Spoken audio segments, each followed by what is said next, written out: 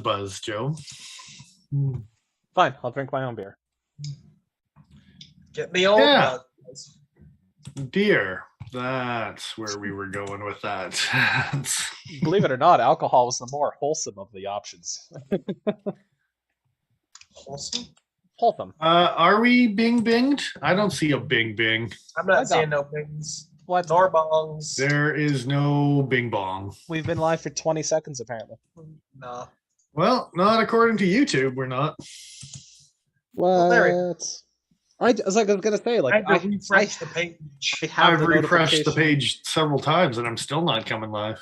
Well, that's too bad for you because I got a notification on my phone saying we're live, so we're live. Hey, there we go. Look at that. What up, Justin? Bros are telling me to game with them. Well, you know what?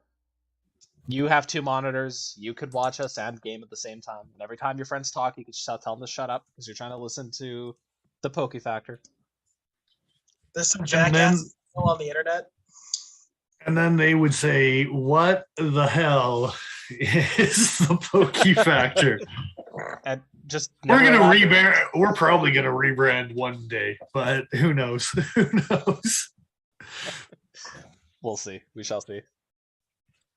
And Dick Richards, thanks for joining us. Cheers. Hello and good evening. Tell Infinite Gunworks to stick around for a bit. You can game 6 days a week. Ah, cool. Happy to hear it, Justin. Happy to hear it. Indeed. Agreed. Absolutely. So, yeah. Did we have any sort of bookmark page footprint saying what we were talking about tonight, or is it just the Pokey Factor crap? The bookmark stuff? Yeah, well, as far as what our video is about tonight. Oh, well, I mean, I literally titled it CRKT, Fawkes, Blackout, and Curfew First Impressions. Oh, okay. Yeah. That's a thing. Yeah, so that's what we're doing tonight, guys. Yeah. Usual rambling will ensue, I imagine. I imagine as well. Justin, you suck, but thank you for checking it out after the fact. That does actually help our viewership. Give us a thumbs up before you leave, you son of a bitch. And Ben, yeah, thanks also for catching up midweek. Yeah, we appreciate it. Absolutely. You know what? I may as well bring up a picture of those two while we wait for people to pile in. It has nothing to do with my everyday carry, but it's kind of something that I'm probably pretty much going to be doing tonight throughout the show. But I'm waxing some wood handles and saturating. But the love of ironwood is real, boys and girls. Hey, I've got good for you. That's on the to-do list tonight, other than talking some bullshit about knives. So he's not masturbating. He's just waxing his wood.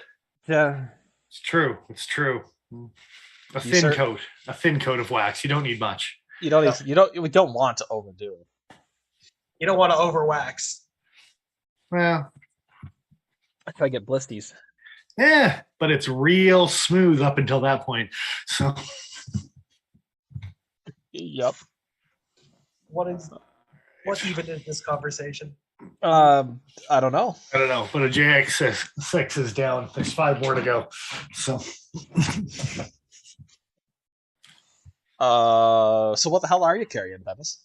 I was carrying it while I was gone in Vancouver, and I really like carrying a lefty version of the Contigo. Oh yeah. So yeah. I'm carrying my other Contigo this weekend.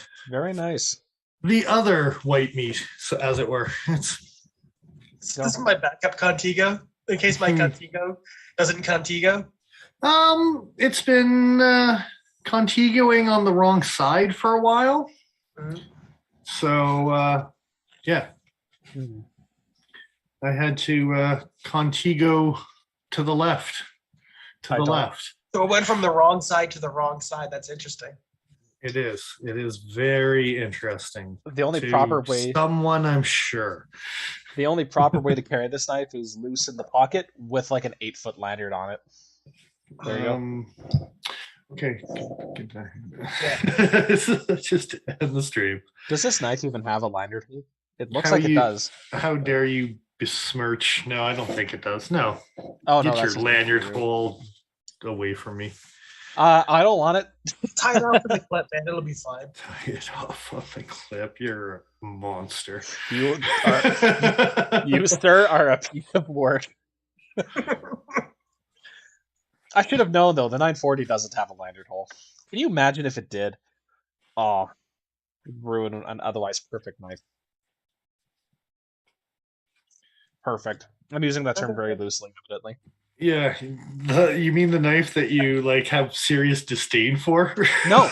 I have serious disdain for the Omega Springs and the Axis lock. The knife itself. Inside the 940. Yeah, you're rotten on the inside. Damn it. Yeah.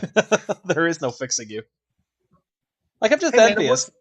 It works just fine with one spring. Leave it alone. He's got good intentions. Okay. Yeah. It feels goddamn amazing without a pocket clip on it, though. Yeah. You're also a monster. Jesus. The pocket clip from this is on my gold class right now. Your Anthem?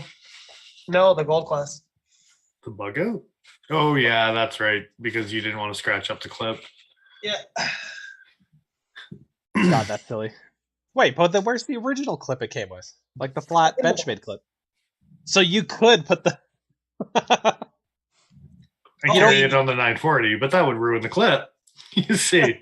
I also use the screws from the 940. So as to not touch up the originals too much. Okay, I suppose that's...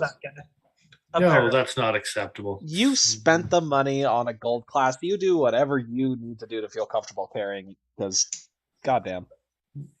It does feel nice to carry it every once in a while, though. Mm-hmm. Is that what you're carrying today? No. No. What are you carrying if it's not the gold class? I am carrying... Stop flexing, man. Come on. Something else in Damascus. Yeah, I see. Little flex.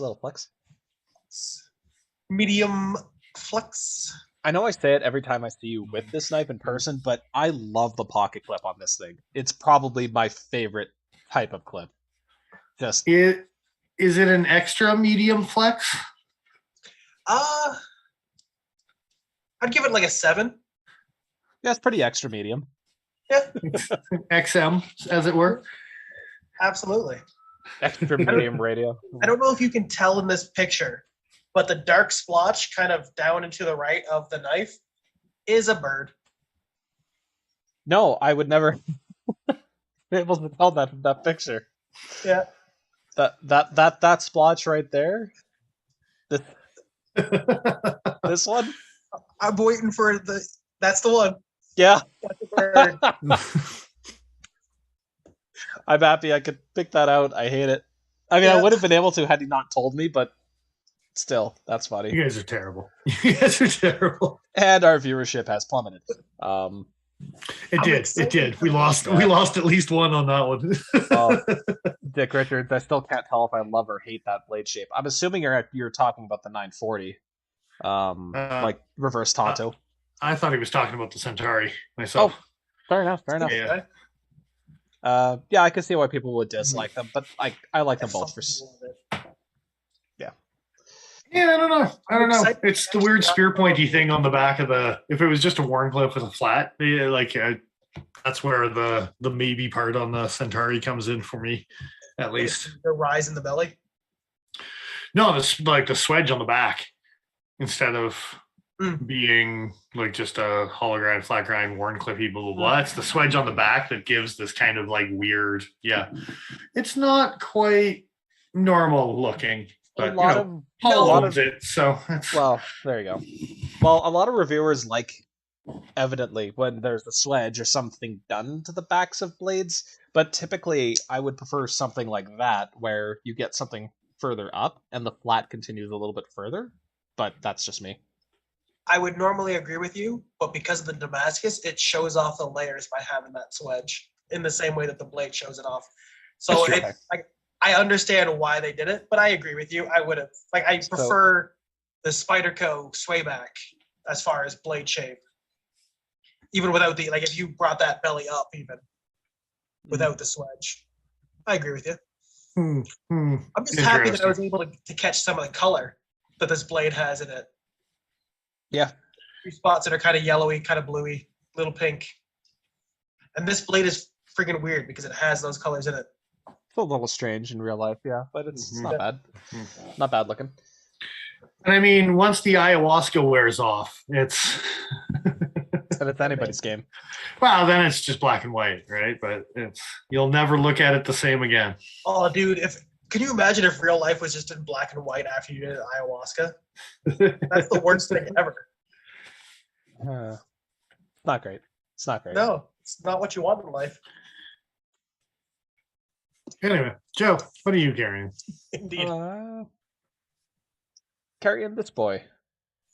Little Rough Rider, not a trapper, a stockman. As I remember the names of these patterns. I keep forgetting. Yeah, I've been carrying this little thing, and I've been very impressed with its performance. Well, not like blown hair back or anything, but like, yeah, this is really good for the minimal amount of money I paid for it. Can you say that with a French accent? No. Oh, okay. I don't remember exactly what I just said, so. Yeah. I just want... It's a weird knife to be a traditional. Oh, it's aluminum scales with VG10 and forks, like P6. I've not been brave enough to take this thing apart because it's been performing nicely so far. I think it's the aluminum scales that really throws me. Like, I've got carbon fiber scales, I've got like titanium scales on traditionals, but for some reason the weird two-tone aluminum just throws me off a little bit on like the traditional thing. Yeah, I have to say I'm not really a fan of the texture or lack thereof. I mean, you get that a little bit with bone. Like, this is a Buck Doctor's knife that's also quite smooth thanks to the bone. But was it a waxed bone? Is that why it's so smooth? Nope. Sandpaper, my friends. Whoa. We're learning a lot about you tonight. A little bit more than you'd like, but a little bit more than I'd like. That's fair. I'd have to say the clip point is probably the most useful blade shape, although I am finding I'm using this one a little bit more often than not. The little utility, I guess you'd call that a sheep's foot. Yeah. Indeed. It looks like a little electrician's knife or something. Yeah, really stable tip. Very thin blade stock on these guys, though. Like, it's kind of silly. Wow. Yeah. Like, I mean, they really went for the whole traditional means thin blades aspect. Well, when you're stacking 3 of them, or you end up with my Boker, the one that I don't have on hand, or is it the whiskey barreled one that has scratch marks because they scrape? Yeah, the whiskey barreled one has scratch marks. This one scratches too. Yeah. Better than doing what Rough Rider did with this with the D2 guy here. There's just so much space on either side of these blades, it's ridiculous. So you can get your lint on the inside of your knife, Joe. What's that, sorry? You want it. You want to pack the lint into those crevices. It deadens the sound. Of course. It helps soften the whole thing up. Exactly. Yeah. Exactly. It's a feature. Oh, I hate that. You know what I don't hate? The knives we're reviewing tonight. No way to use the Pokey Factor thing again, by the way. Keep on plugging us. Yeah. Yeah, that's right, Paul. Keep on plugging. Wax on, wax off. CPM, what's going on, brother? CPM, hell of a time to join us. Mr. Fisk, I'd leave you all unsupervised for a couple weeks and you become an old man knife podcast. Wow. Well, I'll have you know, Fisk, it's actually just me that's with the traditional. Dennis has a Contigo, Paul has a Centauri. So they're carrying proper modern knives. I'm just not good enough, I guess. I've been double fisting Contigos lately. Like, that's ridiculous. Contigos akimbo. Yeah. Why wouldn't you? Why wouldn't you? I mean, to be honest, why wouldn't you? I can think of Actually, only one real reason. Well, then you have to say Contigo twice. You got to say it twice, and I feel like the second time kind of cheapens the first. Like what? Now you're just handing out Contigo's dime a dozen. No. The first one is a whisper. So when the guy leans in and says, "What was that?" You can really set him up. You really set him up for the second one. The old one too. Contigo. Thanks. I hate it. That's amazing. Yeah. Anyway, good times. I'm gonna save that to use later. Yeah, because that's what we're gonna get out of this show tonight. It's probably that. Oh, well, I mean, we could talk about why we're only here. Maybe not like the Navy SEALs. They are seldom late. Well played. Well played, Dick. Well played. What is a Navy SEAL is never early nor late. He arrives precisely when he means to. What was that, Joe? I'm misattributing a Gandalf quote to the Navy SEALs. Sounds about right. You don't even have to say it. I'm like, yeah, I got the joke. It's good enough. Yeah, coming from Joe, I got context. Good enough. Oh, let's move absolutely. On. So anyway, here's a picture of the two knives we're talking about tonight. Neither one of them are a Contigo. No, but one of them does share something in common with a Contigo. Actually, two things in common. It's all black. 3 things in common. It's lefty compatible. 4 things in common. I don't think he counted it the first time round. The second finger still doesn't fit properly. Actually, the problem isn't the second finger. It hardly ever is. Usually the third or the fourth at this point. Oh, god damn it. I'm gonna have Joe explode one day. Probably. Either or just like implode on myself. Either exploding or imploding. One's gonna happen. We're gonna give Joe a squeegee for his birthday just in case it happens. He can wipe the monitor off afterwards. It'd be appreciated. Just put it up on the wall behind you. Just all right. In case of emergency. Yeah. Squeegee laptop. Need to do like a Gallagher show, have like a plastic film over top of my laptop so I don't ruin it by spitting beer into it. I'm going to be honest with you. The idea of an emergency squeegee sounds just disgusting on so many levels. Why would you need it, especially in the room you're currently in right now? Yeah, don't think about it that hard. Don't ask too many questions. Just accept it. So just for the record, what is number 1 and number 2? Because I apparently guessed number 3 and number 4. So one of these things is using tool steel. That's vague as shit, but okay. Yeah.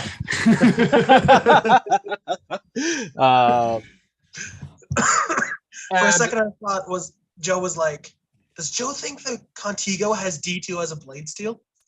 No. The other's that it's worth the money that you're paying for. There you go. So I'm kind of throwing shade on the other knife, but you know. So not sure the Bartos Herman design. I'm not sure which one you're referring to, CPM, but the Fawkes Blackout is Alan Folt's design, and the Curfew is a Russ Cromer. Indeed. Yeah. I'm glad somebody did their homework. Come on. Oh, did it go? I like Russ Cromer stuff. I'm an old man at heart, holy, and I always have liked his stuff.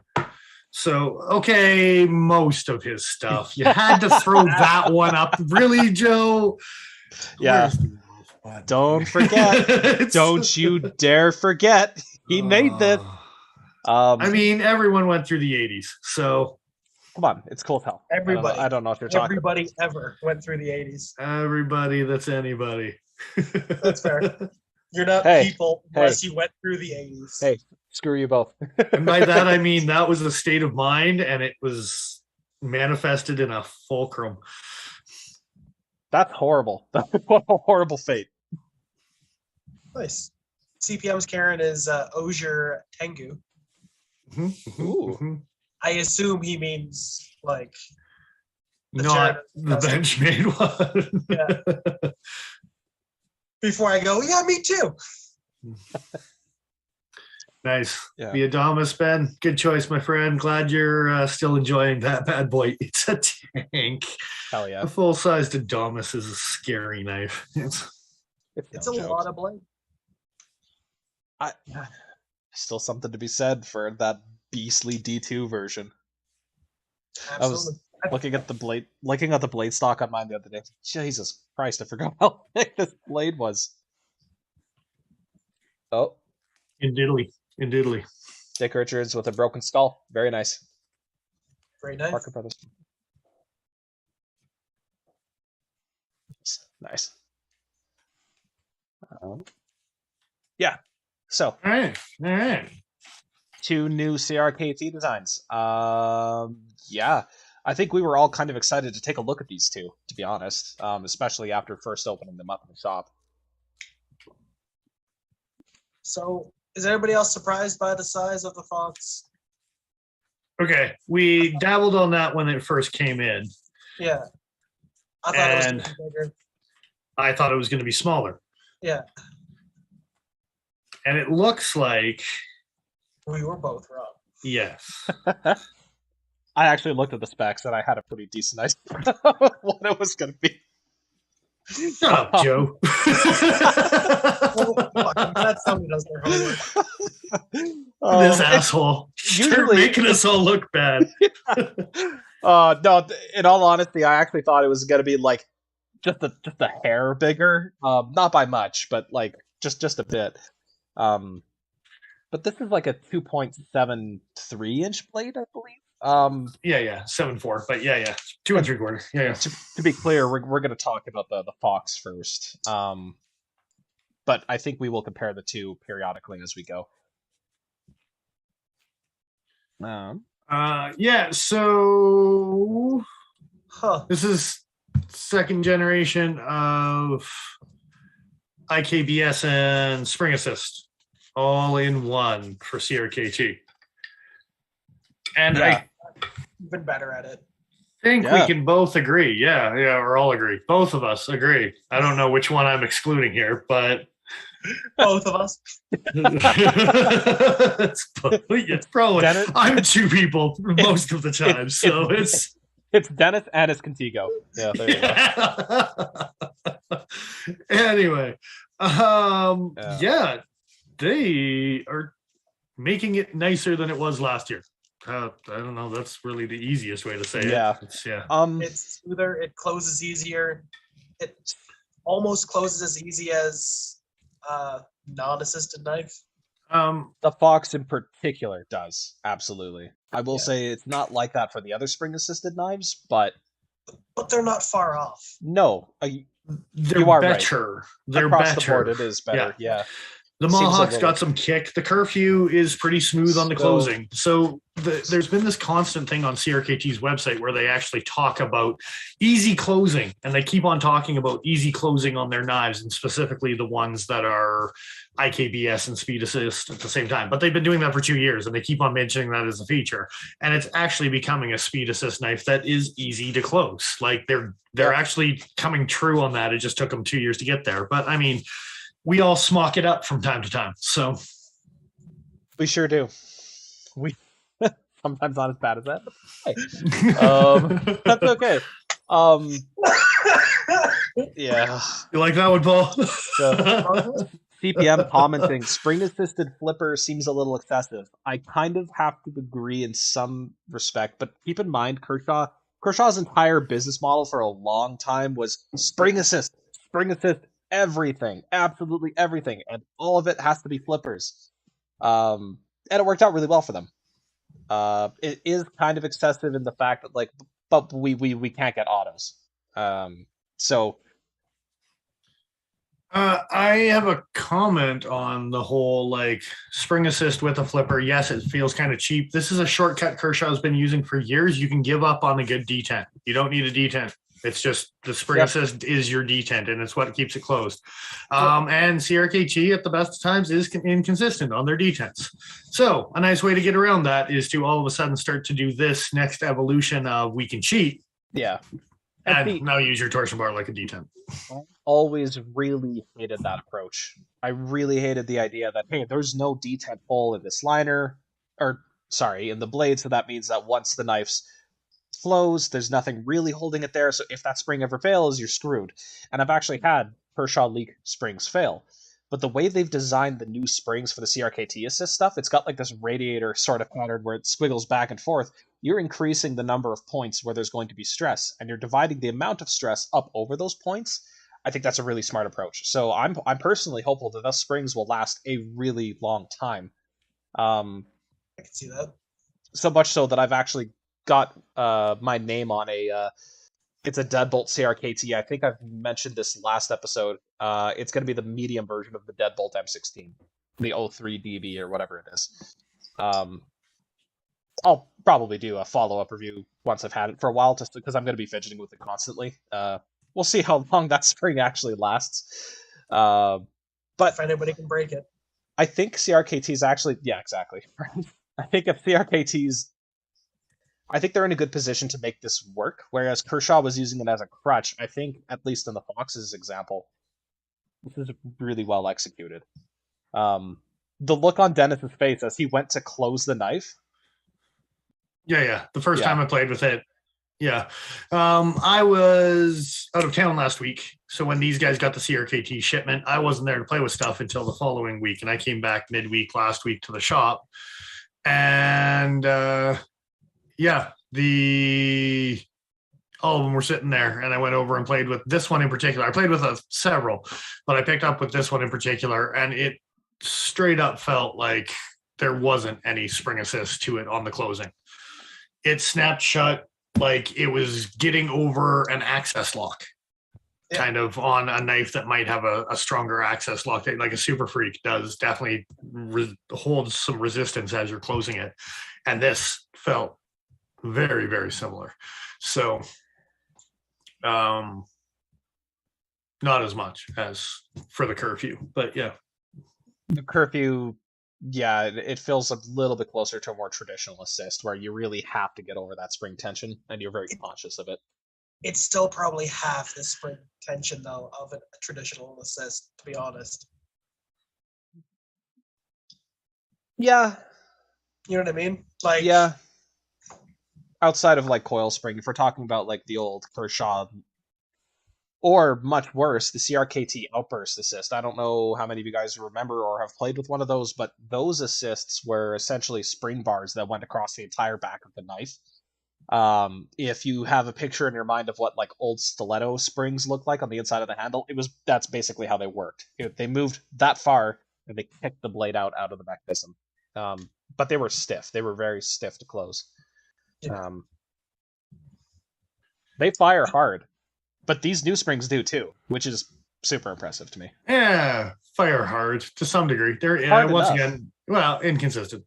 It's out of the Fawkes models I played with, I haven't noticed any problems. I mean, they reliably open and close. And I never had to like even like a soft open. I still had it pop open. They do reliably open and close, but the one on the counter is much slower than the one that was fresh type of thing, right? Like it's out of the box or whatever it may be. Fair enough. Yeah. It seemed like the one, it's still unrolled, it's still snapped open smoothly because the ball bearings are still giving it a little something. The torsion bar is probably tuned enough that it's going to have, with the ball bearing taking over after the spring assist is already lost any of its power, right? So it's probably going to be pretty hard to false deploy a bunch of these new double action things going on. So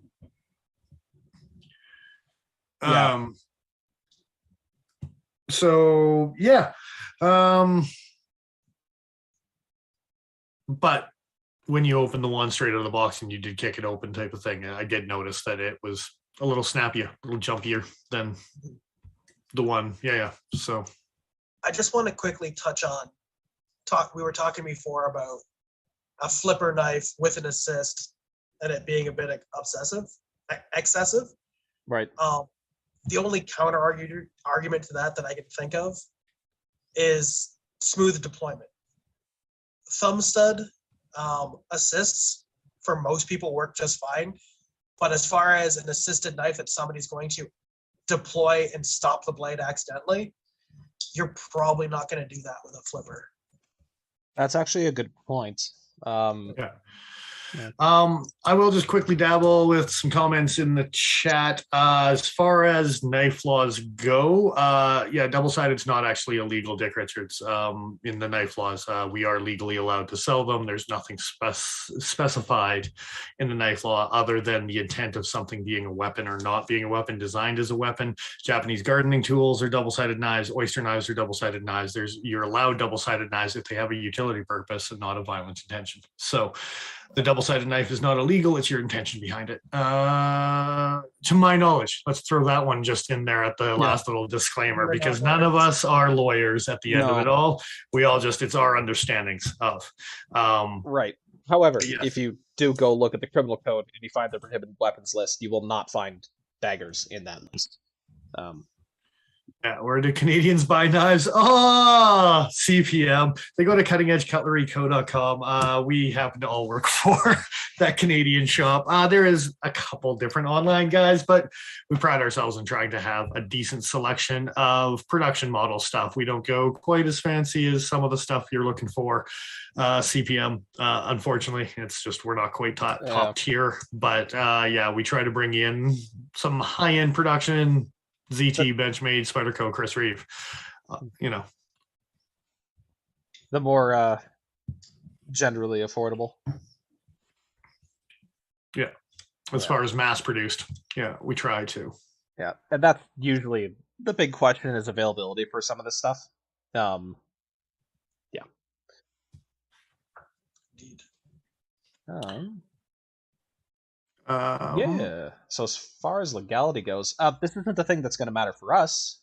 Hang on 2 seconds, though. CPM is actually asking for a link for that. I don't know if we've actually got a link set up with our YouTube channel, but we can DM you a link through Instagram because we are all following each other. So we'll catch you on that one. I'll make a note of it here so we can do that after the stream there, CPM. Easy done. Yeah, I'm also writing it down just so we don't forget. Yeah, and not to stray too far away, we do want to continue to dabble on to the review of these two knives, right? So I was just going to bridge back with not a legal issue for us, but this is definitely under a 3-inch blade. Like, no matter how you're measuring from any portion of off the bolster, it's under 3 inches, uncontroversially, as Nick Shabazz would like to say. Again, not something that I personally really care about because it's never, there's no length limit that we have to worry about here, but I know there are still some cities and there are still some states where it can be a concern. Now, if you're not allowed locking one-handed opening knives, you shouldn't even be looking at this, really. But this is a very compact size, and I've even called it earlier today. I was like, this is like close to perfect definition for like subcompact. Like, it's very easily held into the hand and put into the pocket. On that note, we do have a comparison shot there, right? You might as well throw that up. And we do. Yeah, the good old trusty Dragonfly. So I'm gonna bring up the correct picture here this time. Oh, it's just got a load. Of course it does. There we go. Yeah, so not exactly the world's biggest knife, but it's not so diminutive either. Yeah, there you go. Okay. So yeah, not far off. A hint closer than a Dragonfly. It's bigger than the Dragonfly, but I can't get all 4 fingers on it. It's weird. Yeah, no finger choil. Yeah. It's funny. Yeah, the Dragonfly, there's actually just slightly more grip area on the Dragonfly than there is, thanks to that choil. But I won't say that this knife is uncomfortable to hold. I'm generally not a super big fan of 3-finger grip knives, but this actually manages to be manageable. It's okay. It's not bad at all. It's got the lanyard hole. It's an Alan Foltz design, so he'll give you a little box knot in the package. He won't. They don't. They don't do that thing. I was gonna say that those are just straight up lies, but yeah, Dennis is lying to you. But you can make your own ones. The one thing, and I don't think we have a comparison shot here. Actually, I should have done that with the FRN version on the shelf now, thinking about it. But this knife isn't particularly thin either. I don't mind this. I think it makes it a little bit more hand-filling. But to give you an idea, it's a little bit thicker than like a Spyderco PM2 or anything out of the paramilitary series. Yeah, I think the closest comparison, maybe a hint bigger, but mini Griptilian is probably, as far as a diameter of chubbiness and whatever type of thing, I would put it into a mini grip kind of chubbiness. Yeah. So, Old chub. Yeah, it's a little chubs. So yeah, that was the one thing I noticed. But I mean, the flip side to that is it's such a small knife as well that it's still not going to take up a lot of pocket space. Yeah. So it can almost get away with that extra little girth, right? So, and it does carry pretty deep in the pocket as well. Yeah, I see you there, Paul. This is it. That one was for you there, buddy. It's all good. I'm a good child. Job. What can I say? Children. So this is a comparison shot between the Curfew and the Foltz Blackout. Pretty deep carry. Not like. Oh, I had it. Yeah, here you go. It's not going to be something like this where the pocket material calls right up to the butt end of the knife, but it's close enough that it realistically shouldn't matter. It's close enough to the butt end. It is close enough to the butt end. Close enough for me? I think it'll be close enough for you. Curfew is not ambidextrous because they hate us, but honestly, with the whole show side and the like classiness of this knife, I understand why they didn't. It's because if you look at the other side of that knife, it's got a nice, pretty show side with the black and white. But they did make it's a sharp looking piece. Yeah, no, but it does have that tuxedo snappy kind of style to it. It's even the little decorative pivot doesn't look too terrible. But the Foltz is it's definitely more. I hesitate to say tactical, but definitely more utilitarian looking. The clip point blade, I don't know. It's got these fullers on it, and this is the one part of the knife that kind of makes me hesitate a little bit. I kind of wish they weren't there. You can Spidey flick them open, and the spring does take over, and it opens. Honestly, the action's quite nice. But I don't know. I would prefer to have had something like this, like just a hole going through the blade, rather than a partially milled out fuller. Just wanted to know what you guys thought about that.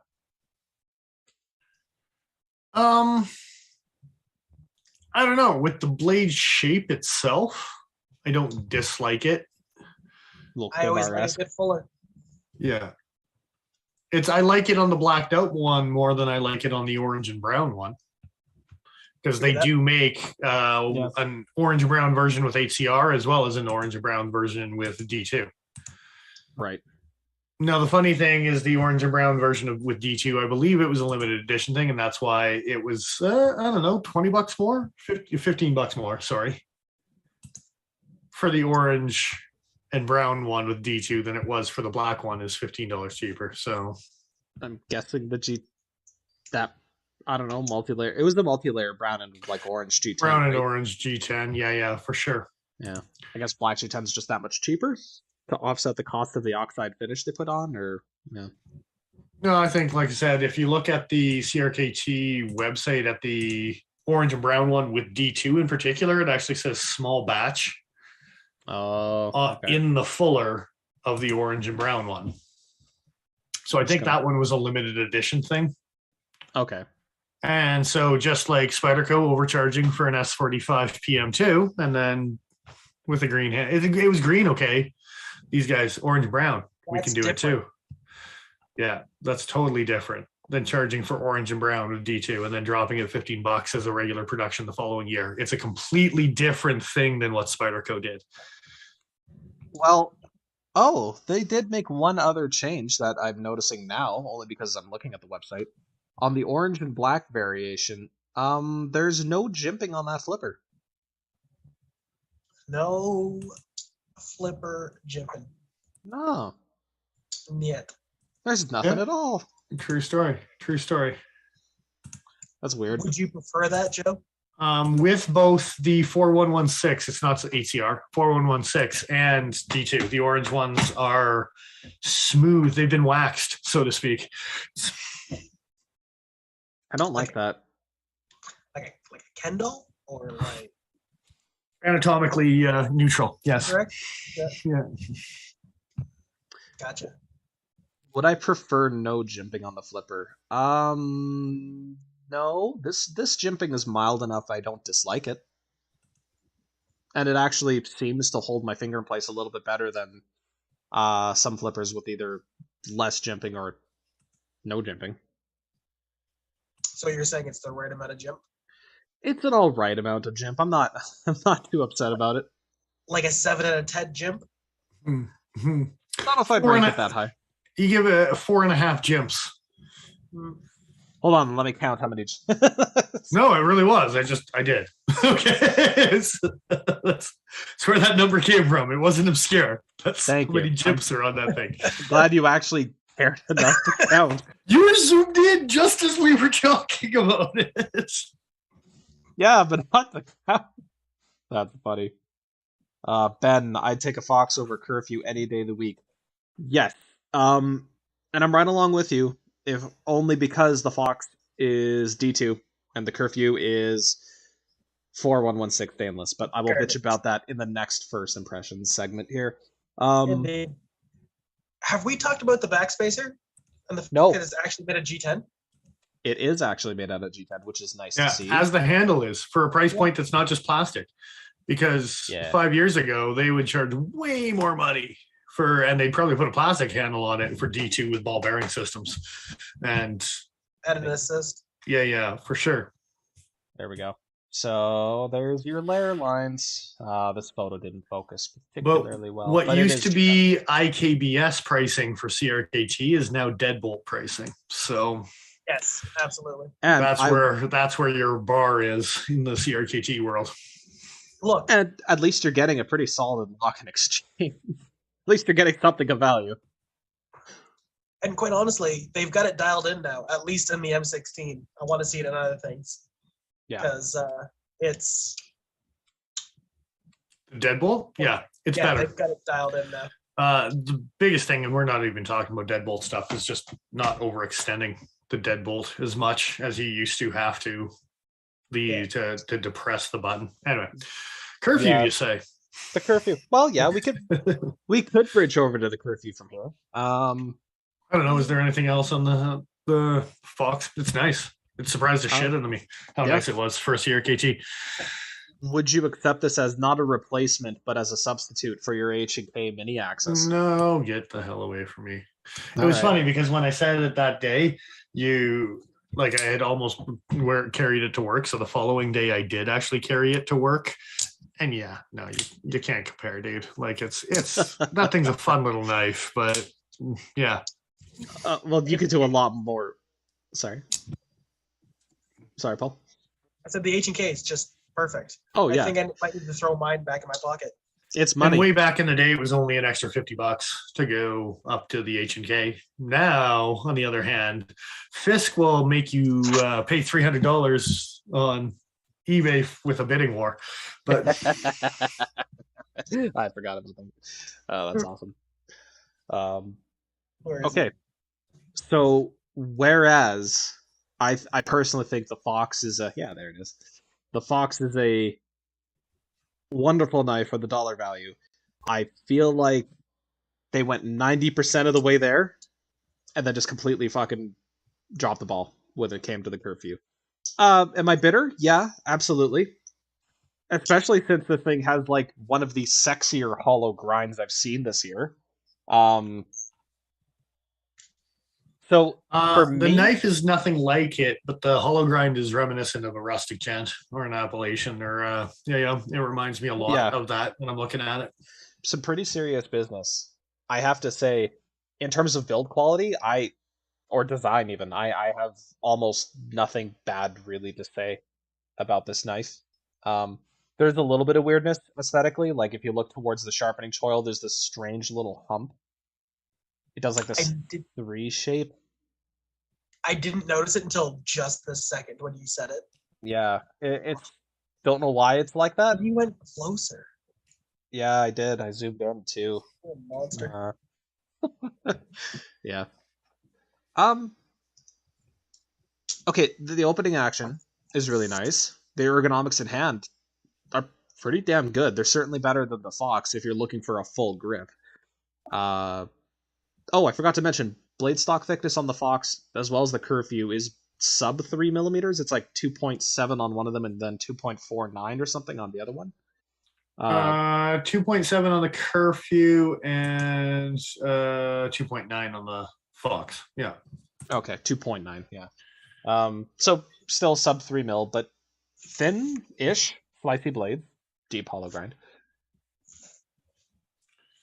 The Curfew is really well done, like for just a nice classic design, hollow grind, ergonomics, everything about it. Easy to close, not as easy as the Fawkes, but still, you like they were saying, this whole easy closing can easily be closed with one hand. Well, up until this point, you've been kind of like doing this weird pinch thing with an assisted or off the back of your leg, and these you still can just roll them like you would any other knife, and they'll drop pretty easy. So, True facts.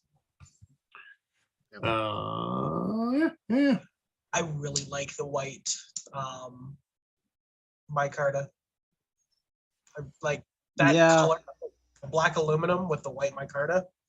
The resin infused fiber. Thank you very much. No, their resin infused fiber was a different thing altogether. This is what are they calling this? On the website, it's resin infused fiber. Was it? Oh, I shit. thought I'm literally reading it right now here, guys. Okay, fair enough. Like, I thought they used call me out wording. and everything, but no.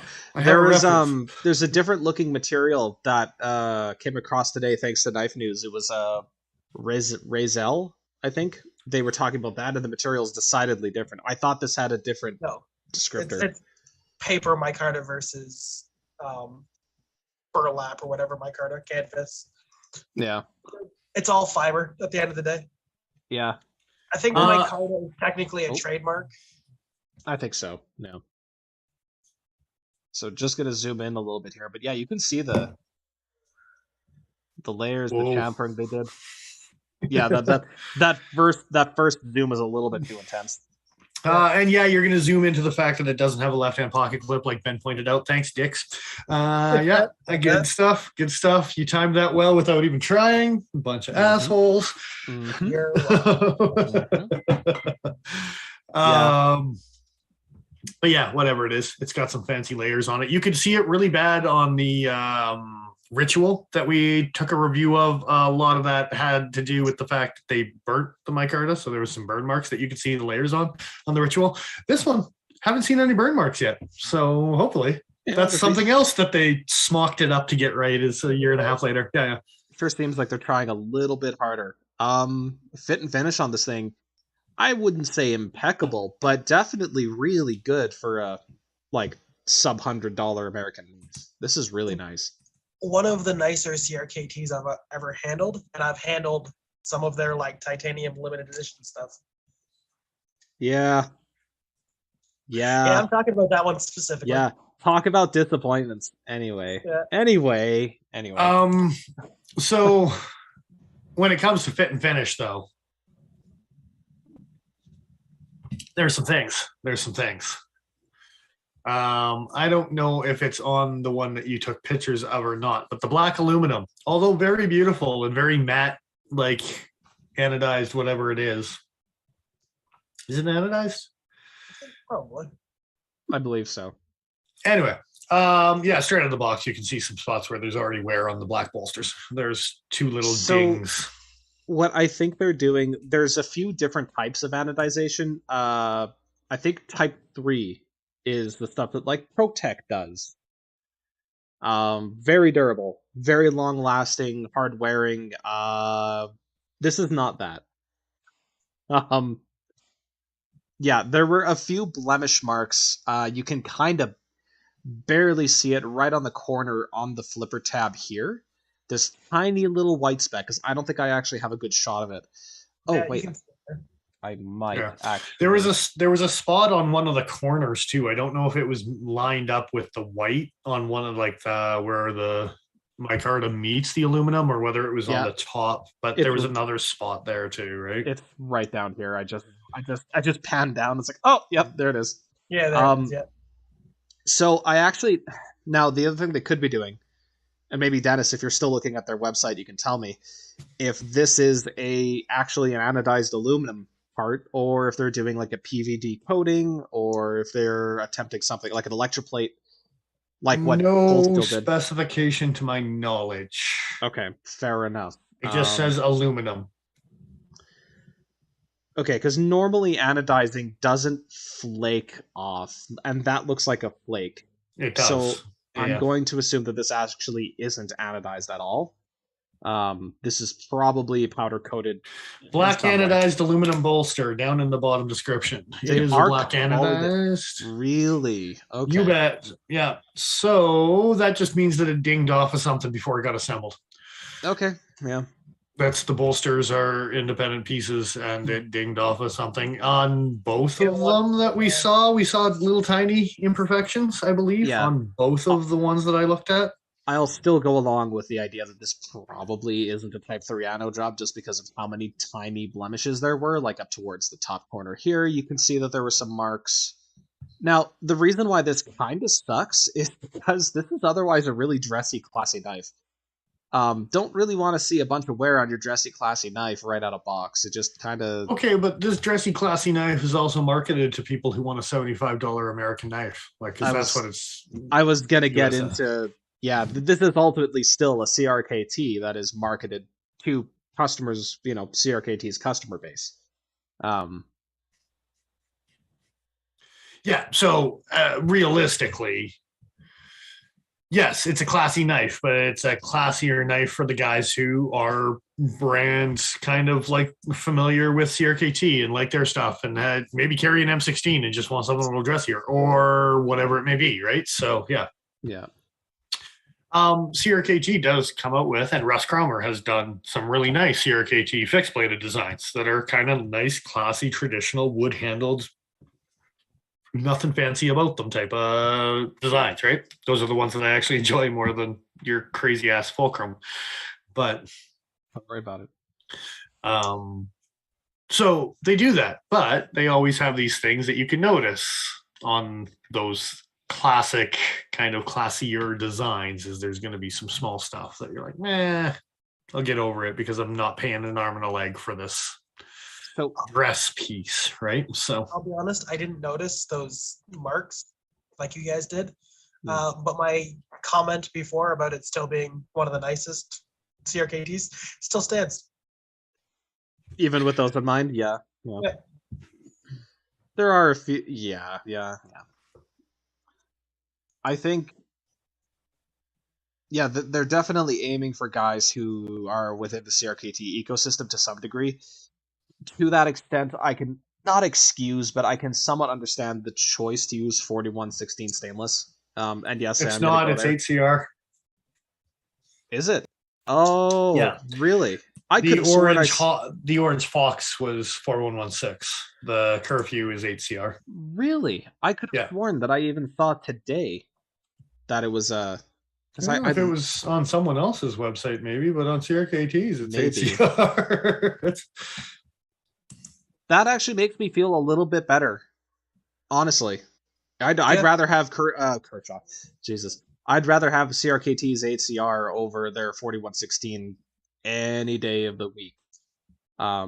Largely, I'm saying that because I've actually carried and gotten a decent amount of use out of their. Hey, there's a name here.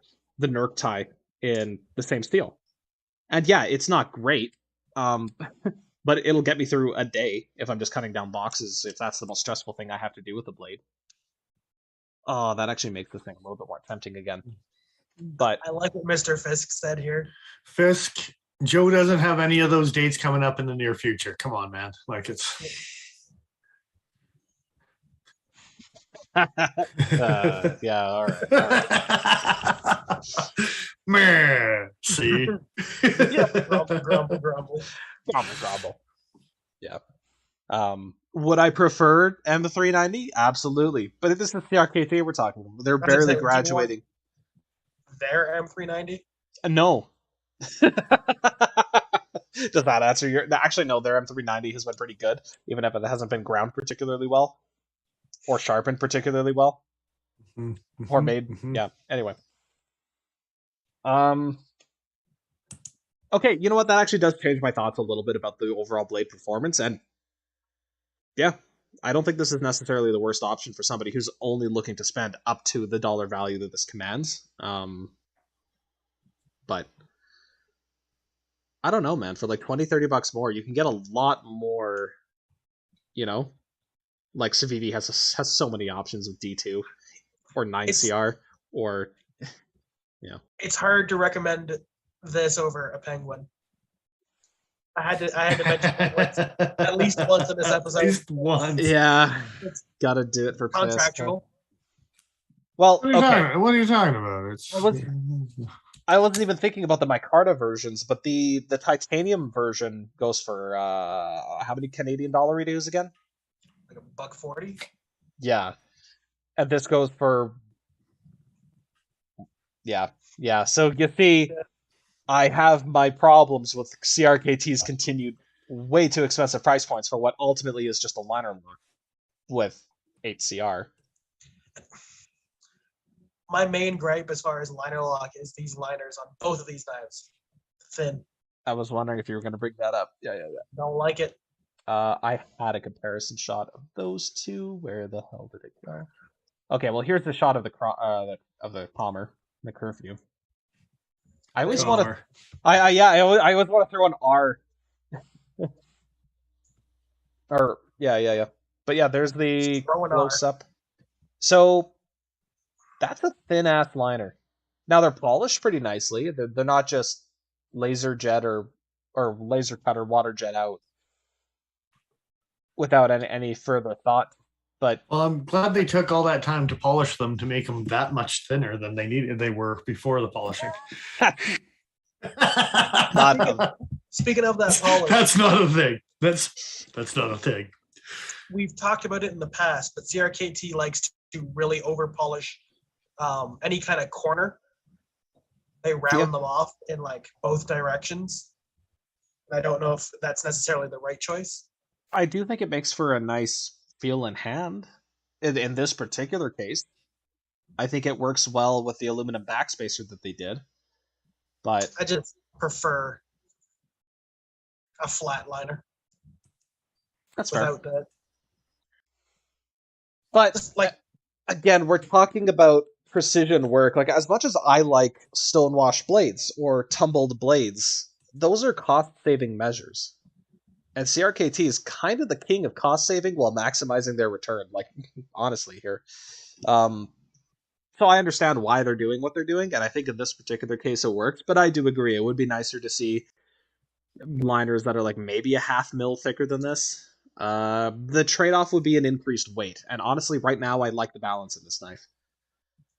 Sure, but I don't think you're going to get that much more weight for a third thicker liner. Dabbling on that, 3.3 ounces, by the way. The Fawkes, 3 ounces, so it's a chubby little monkey on that Fawkes. Mm-hmm. Some fat G10 scales on that boy. That's going to be the fanciest blade in the whole Waffle House. Exactly. Yeah. Surprised he didn't say Cracker Barrel, but you know what? That's all right too. Is that even a thing? Don't worry about it. Yeah, it sure is. Oh, yeah. No. Cut your pancakes I prefer apart. my chocolate sprinkled waffles pinkies up. Thank you very much. Can I get some chicken with my waffles?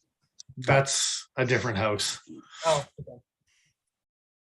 Because Actually, I don't think it is. I think that's exactly that house. I don't have enough experience to comment on either. So I don't know. I'll let- I'm just saying, chicken and waffles, delicious.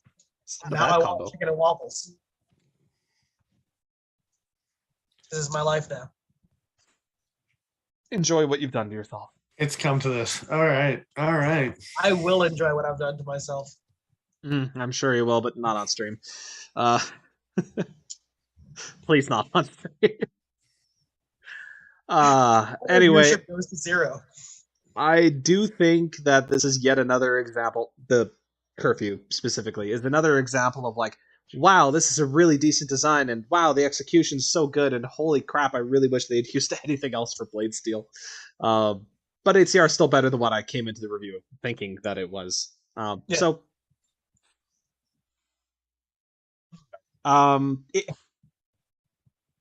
okay? So the Ritual had 12C Sandvik. If this had 12C Sandvik in it, I probably would own one of these things, if only to gift to like my dad or something, because like that'd be a sweet little platform for that steel. They keep on teasing 1227 Sandvik, but they haven't every once in a while just throw it out there to be like, yeah, we can.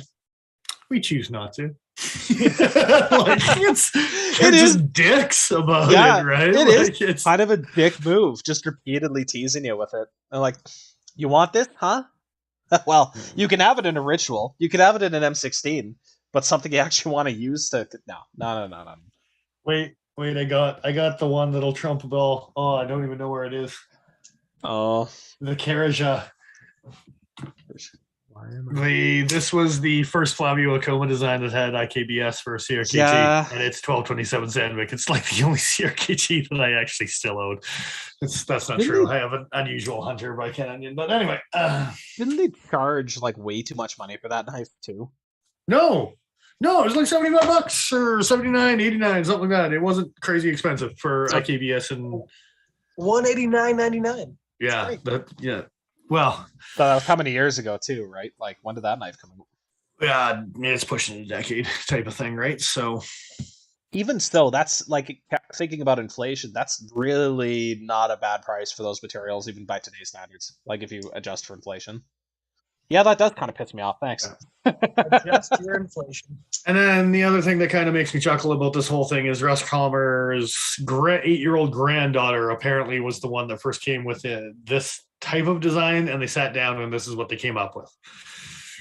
So the inspiration was from his 8-year-old granddaughter, which I'm pretty sure it probably looked like the Homer Simpson car before they started. And Russ is like, we'll just call it yours, right? So what's the deal with knife makers and like grandchildren or children helping them design knives? There was that Wii knife that was designed like that too, wasn't there? Not sure about Wii knife, but there has been several. The Lily from Viper Knives, Jesper Fawkes, it was his daughter that came up with that one as well. There you go. With the weird round belly and the whole 9 yards, right? So I like that knife. If it was left to carry, I'd probably own one. But anyway. Moose and maple leaves. All right. And on that note, this kid's running away. I called it Canadian Surf and Turf, and that's Moose and Goose. Plan on being my Canadian or my Christmas meal next year. Thank you very much. Love it and I hate it. You know whose kid didn't help him design his knives? Chris Reeve. Jesus Christ, Fisk. I feel like we need to have a whole episode about that bullshit, but okay, fine. Fair enough. Do we have a special guest? Probably where the Pacific came from. It's 5 inches smaller there. It's 2 inches smaller than the Green Beret. You're like, we'll make one for you. It's fine. Here you go, Tim. No, that has no inspiration whatsoever on what that knife came from. But anyway.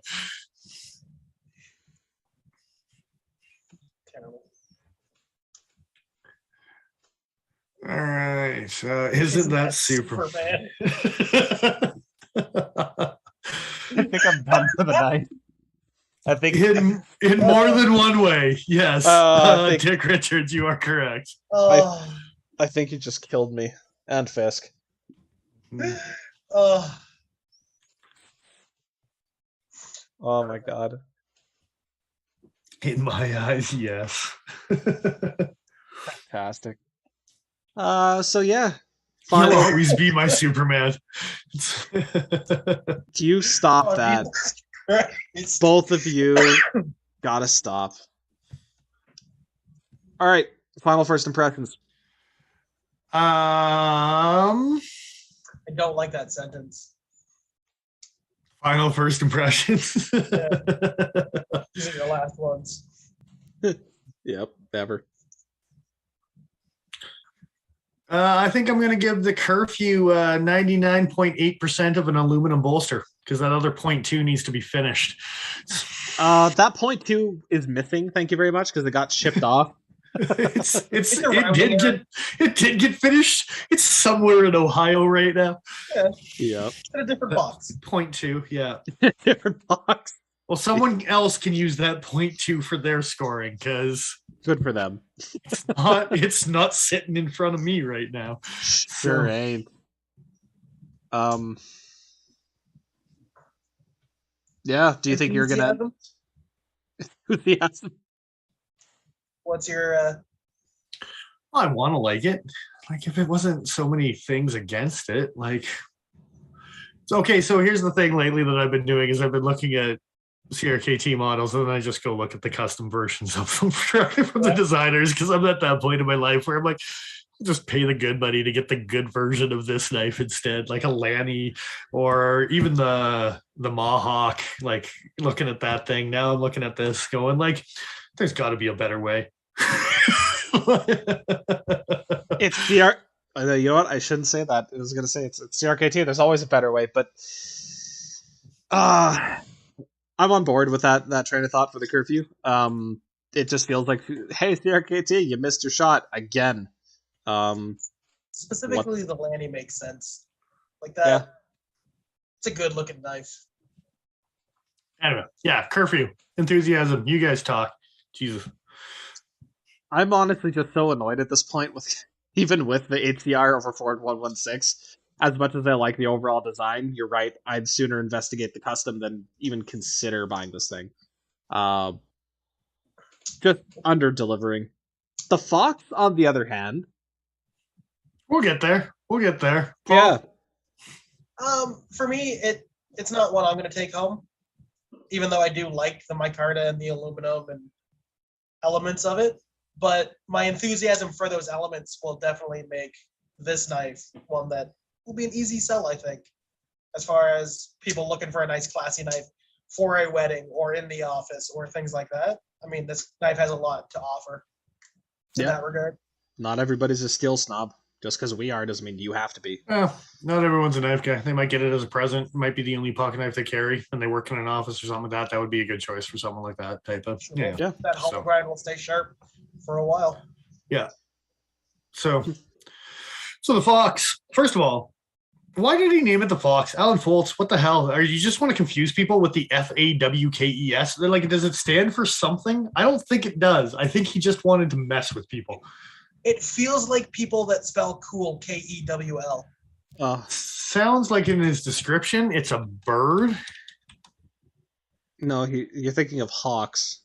Well, you're an asshole. So because it says it soars, that's the first thing. It's Dumbledore's pet phoenix because he's a freaking nerd. That's what it is. That's the that's the purpose for the colors on the original. Okay. There you go. Does that mean the blackout is like his charred remains after the Phoenix poops? I mean, obviously. That's dark as shit. Spoilers, dude. Seriously. It's a phoenix. What do you think happens immediately after? It's rising from the ashes. My enthusiasm has just gone up. Yeah. Oh, mine went so far down. It's unbelievable. Like, oh my God. Yeah, because the initial says, rising to any challenge. The Fawkes soars above what you'd expect from any utility knife. Heavy stuff. Damn it! It doesn't. Yeah, Dennis was about to buy this knife, and the description and the name ruined it for him. Oh But my hey, God. hey! These new CRKTs don't have the names of the knife on the back of the blades anymore, so you never have to think about it after you throw away the box. It's too late. I'll know. You won't know. You'll forget. How many knife names can you possibly memorize? All of them. Video games must be. I was like, have we met? Like, Yes, exactly. All of the knives, all of the times. I feel like Dennis is gonna go to work tomorrow, pick that knife up, and just be like, nerd, and put it back on the shelf. I'm gonna go put it in the Harry Potter section. Is what I'm gonna do. I'm gonna order the orange and brown one now and put it in the Harry Potter section. I 1,000% am gonna sell that knife based off of that name. I guarantee it's you. terrible. Yeah, you will too. I hate that. But you're gonna be selling it to Joe, so that doesn't really count. Like, Does that mean I get to give my enthusiasm score on this thing? Because yeah, this is like a 9 or a 10 out of 10, man. Like, holy shit. This is so good for CRKT. Like, not just like, oh, good job, and like pat on the head kind of shit. Like, no, like legitimately good job. This is their McBee type of thing. Yeah. Like, there's absolutely, and I say this with all the love in the world, there's absolutely nothing wrong with this knife. Like, even as much as I'd like to bitch about the Fuller, or like, what was the other? Man, I have so few complaints about this. Like, the grip size on it, it's compact, it's comfortable, it's good materials, it's a decent price. Like, getting all that from CRKT is kind of really freaking awesome, and I hope they keep it up, because god damn, this is actually a pretty decent knife. And yes, Ben, I like the Guy Fawkes reference better. I'll try to keep that in my mind, but it's too late. It's too late. It's already tainted. Ruined. You know who was in that Guy Fawkes movie? Harry Potter? No, Natalie Portman, the same lady that was in Star Wars. Oh, yeah. Just bringing her around to other nerdy shit just to spite you. Well, no, that's fine. Star Wars is like the one, like, you can get away with it a little bit as long as you don't dive too deep, right? Like, so my enthusiasm is one beatbox and chipmunk right there. So, because only one? Yeah. Well, so would you know about giving a squirrel a switchblade? Well, this is chipmunk sized. So, and if he's just sitting on the street corner beatboxing, give the guy a knife. He needs to protect himself. It's the hood. So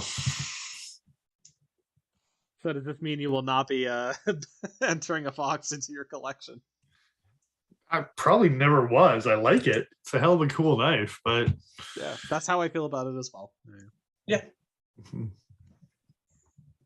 Which is kind of a shame too. Like, thinking back, if this was around back when I was buying like CRKTs of actual working knives when I was doing warehousing, I would have loved to have had this thing.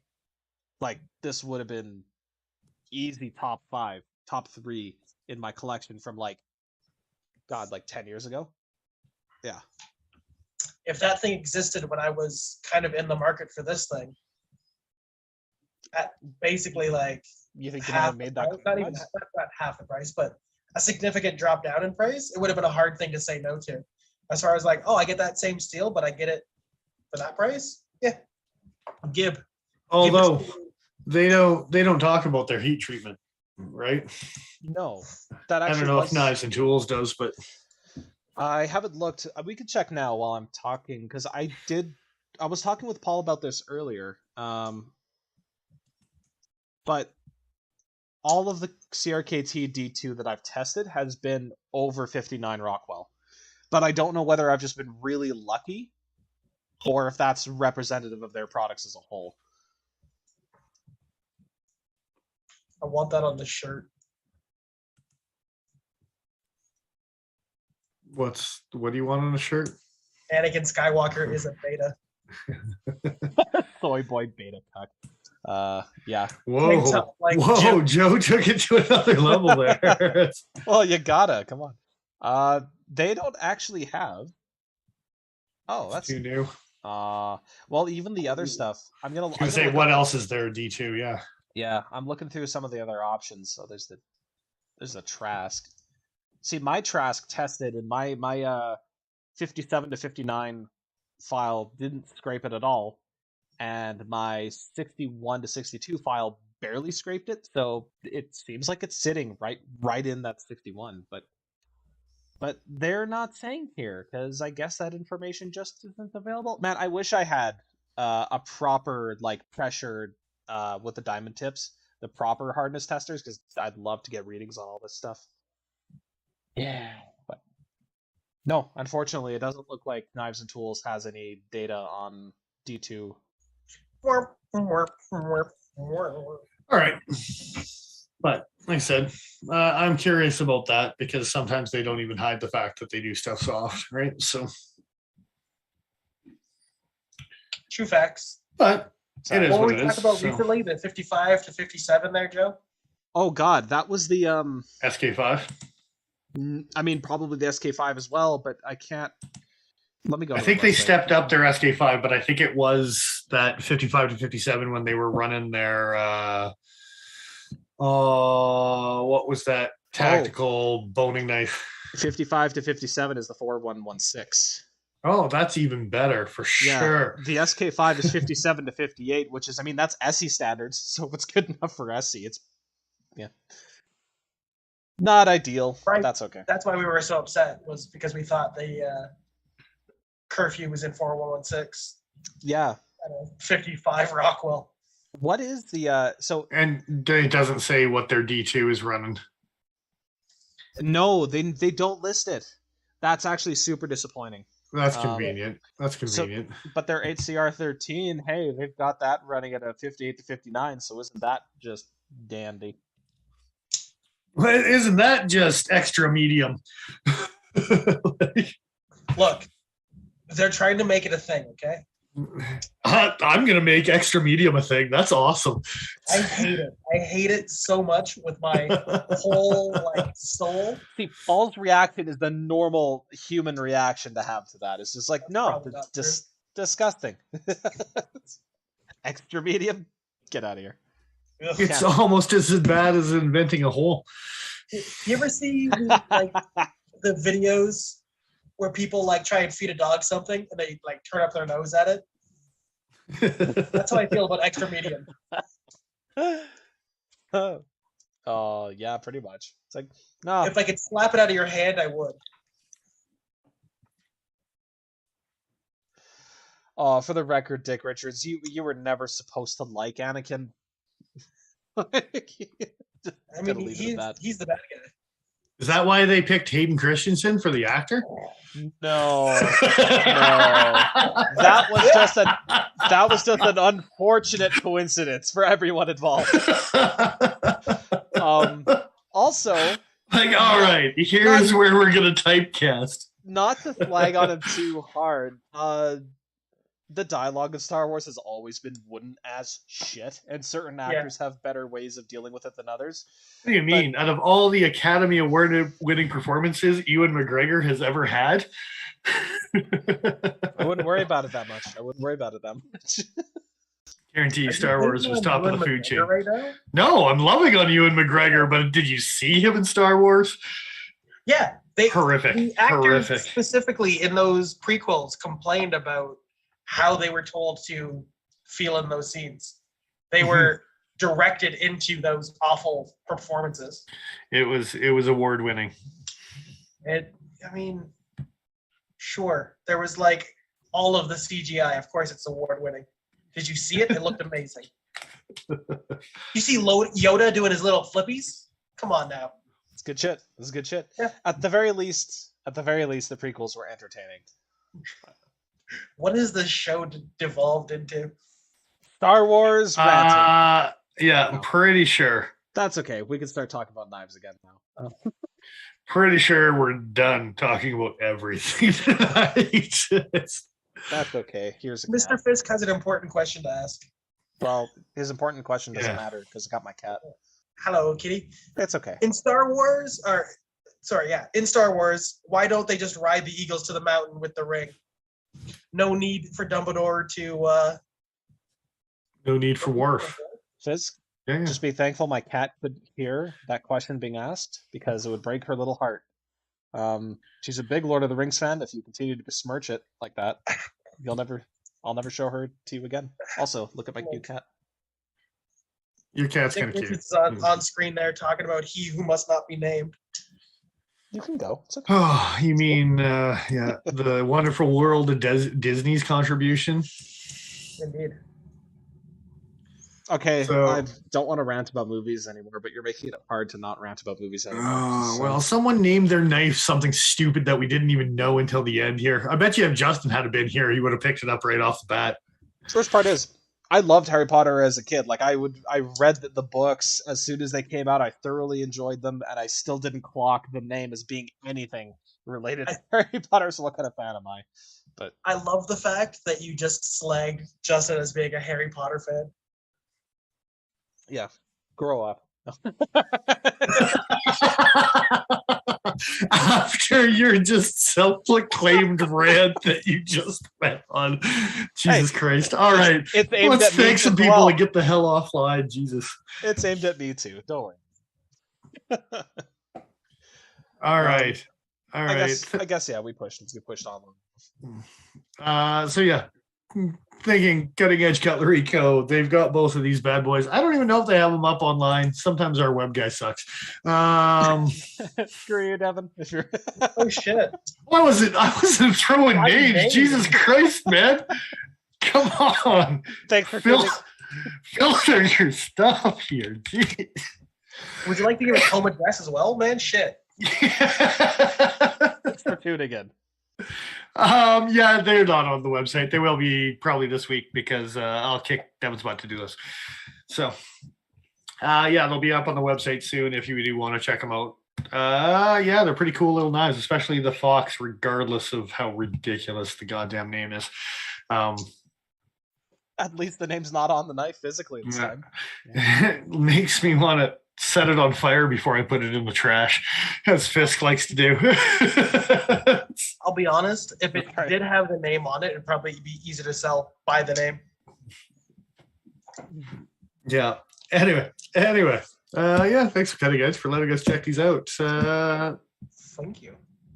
For what they are and the price point for what they are, they're actually pretty nice CRKT offerings compared to some crap that we've reviewed in the past. So They're on an upswing. It's slow going, but they're on an upswing. they will smock their way through the 22nd century, 21st Hey man, at least century. they have announcements for this year. It's a true story. Yeah. We're looking at you, ZT. Yeah, no shit. Is there still nothing? Is there still nothing? no, radio silence. All right. So, on that note as well, yeah, like and subscribe. YouTube, give us a thumbs up. I think we had more thumbs up earlier and someone took it away. I don't know. What's going on there? If I had to hazard a guess, I think I can. I'm pretty sure Fisk unsubscribing when you mentioned the penguin might have something to do with it. Yeah.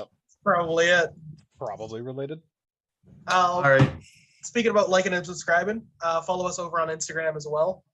I do appreciate the folks that have been coming through when I haven't been posting shit.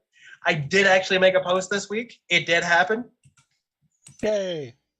Did we crack 1,000? We're like really kind of in that.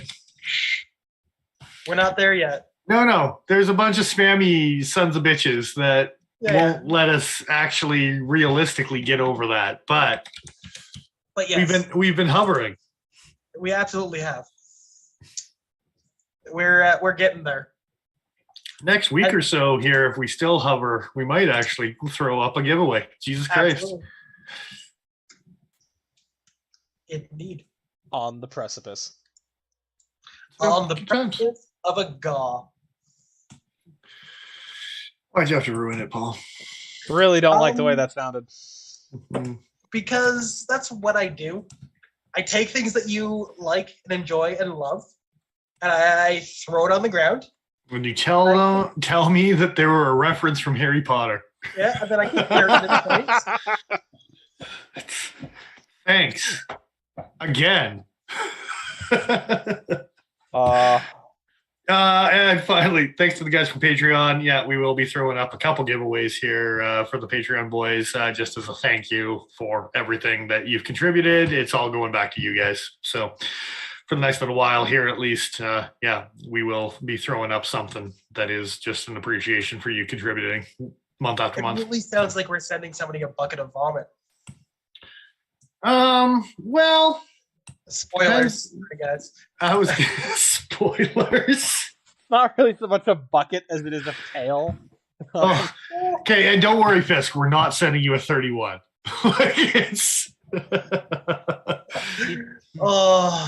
He'd probably just send us a video of him overextending the lock bar and then throwing the whole thing in the garbage. Setting it on fire like a phoenix. Yep. All right, gentlemen. I think that rounds us out for this evening. Indeed.